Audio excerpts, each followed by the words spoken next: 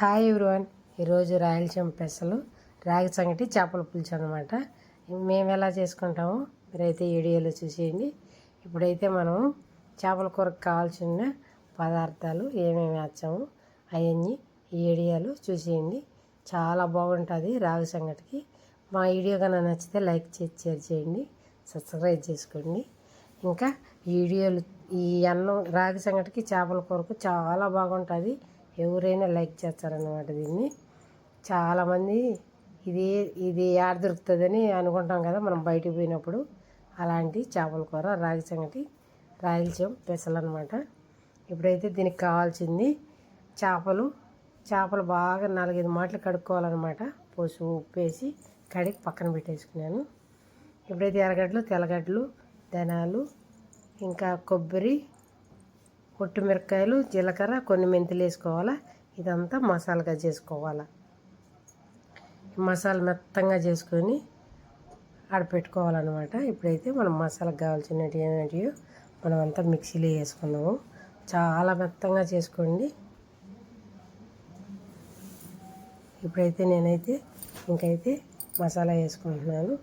ఇంకా తెల్లగడ్డలు కానీ వేసుకొని ఇంకా ఎర్రగడ్డలు కానీ వేసుకొని ఇదంతా మెత్తంగా పేస్ట్ అయితే చేసుకోవాలి. మీరు ఎలా చేసుకుంటారో ఈ వీడియోలో నాకు కామెంట్ రూపంలో చెప్పండి. నేనైతే ఇలా చేస్తాను.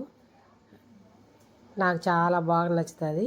కొంచెం చింతపండు అయితే తగ్గించాను. కొంతమంది ఎక్కువ చింతపండు వేసుకొని పుల్లగా చేసుకుంటారు. మేమైతే కొంచెం చింతపండు ఇంక ఈ చేపల్లోకి కావాల్సినంత చింతపండు ఒక టమాటా వేసి మళ్ళీ ఇదైతే మిక్సీ కొట్టుకోవాలన్నమాట. దీనికి ఉండే పుల్లలు ఈండ్లు అంతా నీట్గా చెక్ చేసుకొని చింతపండు కడిగి మనమైతే మిక్సీ చేసుకోవాలన్నమాట. ఇప్పుడైతే అది ఆడించుకొని పక్కన పెట్టుకున్నాక కొంచెం ఆయిల్ వేసుకొని పెనం పెట్టుకొని ఆయిల్ వేసుకొని మనమైతే ఇప్పుడు కూర అయితే ఇప్పుడు ఆ మసాలా అంతా వేయించుకోవాలన్నమాట. ఇప్పుడైతే కొన్ని తర్వాత గింజలు వేసి కొంచెం తెల్లగడ్డ వేస్తామన్నమాట. కరింపాకు కొత్తిమీర ఈ మాత్రం ఉండాలన్నమాట. చేపల కూరలోకి ముఖ్యంగా కరింపాకు కొత్తిమీర ఉండాలా. ఇంకైతే మనమైతే తిరగబాత అయితే వేస్తున్నాము. ఇంకా తిరగబాత వేగినాక మంచిగా వేయించుకోవాలన్నమాట. అంతా మొత్తం పులుసులోనే ఉంటుంది. చేపల కూరకు రుచి రావాలంటే ఆ చేపల కూర రుచి రావాలంటే చింతపండు ఇవన్నీ మసాలాలు ఉంటాయి. ఇప్పుడైతే మనం ఈ మసాలా అంతా ఆ నూనెలో వేసి బాగా అయితే వేయించుకుంటున్నాం అనమాట. దీనికి కారంగానే వేసుకొని కాశ్మీర్ కారం అని ఉంటుంది. ఆ కారంగానే కొంచెం వేసుకోండి. చాలా రుచి వస్తుంది అనమాట చేపల కూర. ఇప్పుడైతే మనం మంట బాగా పెట్టుకొని దగ్గరుండి మంచిగా వేయించుకుంటున్నాము. ఇప్పుడు ఆ టమాటా ఈ చింతపండు అవి మనం మిక్సీ పెట్టుకున్నాం కదా, అదైతే ఇంకా ఏడన్నా ఉంటే చింతపండు పిసుకుతున్నాను అనమాట. కొంతమంది అయితే ఎక్కువ పుల్లంగా చేసుకుంటారు. మా ఇంట్లో అయితే కొంచెం పులుపు తినరు, అందుకని మేము ఇట్టే చేసుకుంటాం. కొంచెం చింతపండు తగ్గించేసి ఇప్పుడు మసాలా అంతా వేగింది కదా, ఇప్పుడు ఈ చింతపండు పులుసు అయితే పెనులు తిరగబాత దాంట్లో పోసుకుంటాం అనమాట. ఆ తుక్కంతా రానికన్నా నీళ్ళు మాత్రం వేసుకోవాలన్నమాట. మళ్ళీ లాస్ట్లో చేయి పెట్టుకొని ఆ తుక్కంతా పిడిచి వేసుకోవచ్చు. ఇప్పుడైతే వేయలేదు. ఇప్పుడు ఇదంతా బాగా కలబెట్టుకొని 2-3 పొంగులు అయితే రానియాలన్నమాట. అంటే బాగా ఉడకాలన్నమాట. చాలా కాగాలి. ఇది ఎసురాల కాగుతుంది. అందుకని మూత పెట్టి 2-3 మాటలు అయితే కలబెడతాను. ఎందుకంటే ఈ పులుసు అంతా చెక్కబడాలన్నమాట. చెక్కబడితేనే మనకు కూర రుచిగా ఉండదు. చేప అంచేపు ఎగుతుంది, టక్కన ఎగిపోతుంది, మెత్తగా వచ్చదు కదా. ఇప్పుడు ఉప్పు అదంతా చూసుకోవాలన్నమాట. నాకైతే ఉప్పు సరిపోలే కాబట్టి కొంచెం అయితే మళ్ళీ సాల్ట్ వేసుకున్నాను. ఇంకా మళ్ళీ మూత పెట్టి కొంచెంసేపు అయితే ఉడకనిస్తున్నాను. ఇప్పుడైతే పొంగు పడుతున్నది.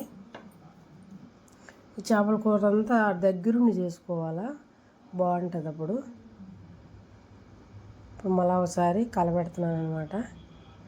ఈ చేపల పులుసులోనే ఉన్నదంతా కూరకు ఎట్ట రుచి వస్తుంది అనేది. ఈ పులుసు మంచిగా చేసుకుంటే చేపల కూర సూపర్గా ఉంటుంది. మనం ఇది ఎడబెట్టి ఇంకొక పని చేసుకోకూడదు అనమాట. దగ్గరుండి చేసుకోవాలా. నాకు ఇంకా కొంచెం ఉప్పు తక్కువగానే అనిపించింది. ఇంకా కొంచెం అయితే ఉప్పు అయితే వేసినాను. మంట అయితే పెద్ద మంట పెట్టి నేనైతే దగ్గరే ఉండి చేపల కూర అయితే చేస్తాను. అలా ఒకసారి మూత పెట్టి, ఎందుకంటే పైన ప్యాన్ గాలి పీల్చేసుకుంటుంది కదా అని చెప్పి మూత అయితే పెడుతున్నాను. ఇప్పుడైతే బాగా పులుసు అంతా కాగింది కదా, ఇప్పుడు చేపలు వేస్తున్నాను. ఇదైతే నిండుకు వచ్చిందనమాట. దీన్ని అయితే మార్చేద్దాము అని అనుకుంటున్నాను. ఇంకా చేపలు ఉన్నాయి పట్టేటివి. ఇంకైతే నాకు ఎందుకో ఒకవేళ ఉడికేటప్పుడు ఎట్ట ఉడికినప్పుడు అంతా కింద పోతుంది అనిపిస్తున్నది. ఇదో అప్పుడే తెలుతున్నది కదా. ఇంకా నాకు తెలిసి ఈ చేపలు దీంట్లో పట్టలేదు. ఇంక పెద్ద పెన్నులు అయితే పోసేసుకుంటాను. ఎందుకో నాకు ఇదంతా టవ్ అంతా ఒలికిపోతుంది కదా, అందుకే నేను పెద్ద పెనం పెట్టి మళ్ళీ అయితే దీంట్లో అయితే చేస్తున్నాను అనమాట. ఇప్పుడు ఇదంతా తేలి పక్కకు వచ్చా ఉంటుంది. గెంటితో అంతా కలబెట్టకూడదు, కలబెడితే అన్నీ ఇరిగిపోతాయి చేపలుగా, అంతా ముళ్ళంతా పులుచులేకపోతుంది అనమాట.